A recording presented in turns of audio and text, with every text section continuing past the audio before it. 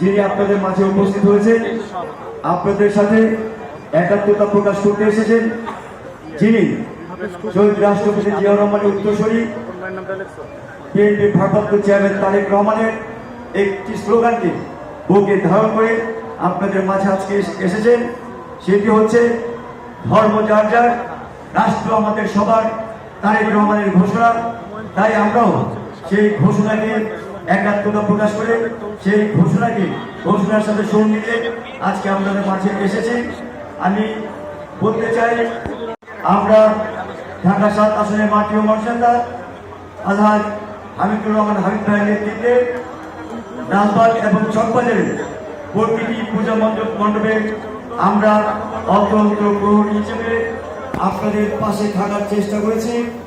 ইনশাআল্লাহ আজকেও এবং শেষ দিন পর্যন্ত আপনাদের পাশে থেকে আপনাদের ছায়া হয়ে আপনাদের সাথে থাকবো। কারণ আপনার যে ধর্মই হোক, উৎসব সবাই এই দুটো কথার সম্বন্ধে আমরা বলতে চাই। আমরা যারা আছি সকলের মিলে, হিন্দু, বৌদ্ধ, খ্রিস্টান, মুসলমান সকলের মিলে ঐক্যবদ্ধভাবে এই দেশ, এই বাংলাদেশকে আমরা সবসময় যে কোনো অগ্রাসন রাহমুক্ত রাখবো, এই আশা, এই প্রত্যাশা রেখে আজকের মতো বিদায় দিচ্ছি। সকলের প্রতি কৃতজ্ঞতা প্রকাশ করছি। ধন্যবাদ সবাইকে। আপনাদের যে কোনো প্রয়োজনে, যে কোনো অনুষ্ঠানে, যে কোনো কর্মচক্রে হামিদুর রহমান হামিদ পাশে থাকবে, এই আশাবাদ, এই প্রত্যাশা রেখে আজকের মতো বিদায় দিচ্ছি। বাংলাদেশ জিন্দাবাদ, বাংলাদেশ জাতীয়তাবাদী স্বেচ্ছাসেবক দল ঢাকা মহানগর দক্ষিণ জিন্দাবাদ। আমাদের সকলের অভিভাবক আগামী রাষ্ট্রনায়ক জনাব তারেক রহমান জিন্দাবাদ। ধন্যবাদ সবাইকে। আসসালামু আলাইকুম।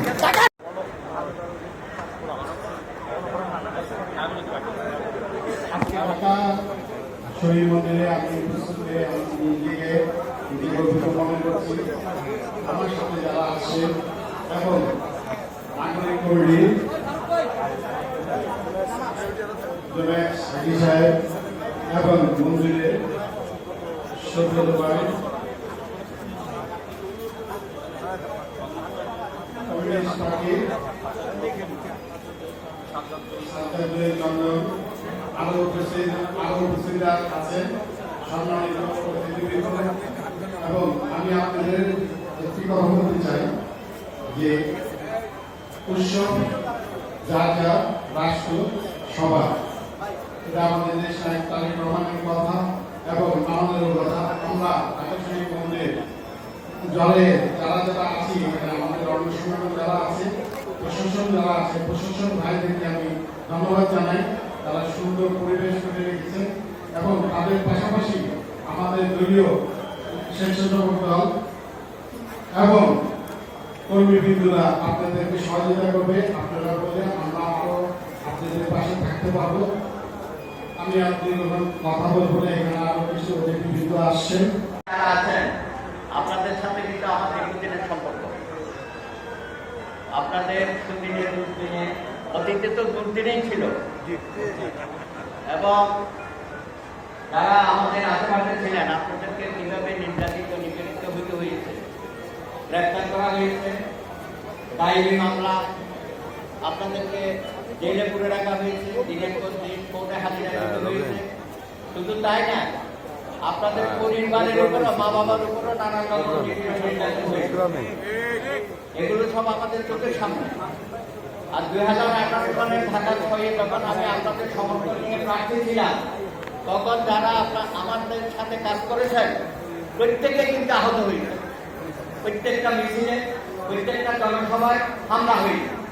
এবং এই হামলা তো শুধু আওয়ামী লীগ, যুবলীগ, ছাত্রলীগ করেছে তাই না, পুলিশ আপনাদেরকে হামলা করেছে, আমাদেরকে আহত করেছে। সেই দুঃসময়ের কথা আমরা এখন ভাবি। আমরা কিন্তু সবাই প্রমাণ হয়ে আছি। কি দিন আমরা পার করেছি, আপনারা তো 17 বছর পার করেছেন। তারপরে যখন আপনাদের সাথে আমরা যুগপথ আন্দোলন করেছি, আমাদেরও আপনাদের সাথে একই অবস্থা করতে হবে। এই যে হামিদ ভাই বা আছে, সেই দুঃসময়েও আমাকে যেভাবে তারা সাহায্য সহযোগিতা করেছে, শত শত মামলা তাদের জানবে। এর মধ্যে গোপনে হামিদ ভাই একদিন রাতে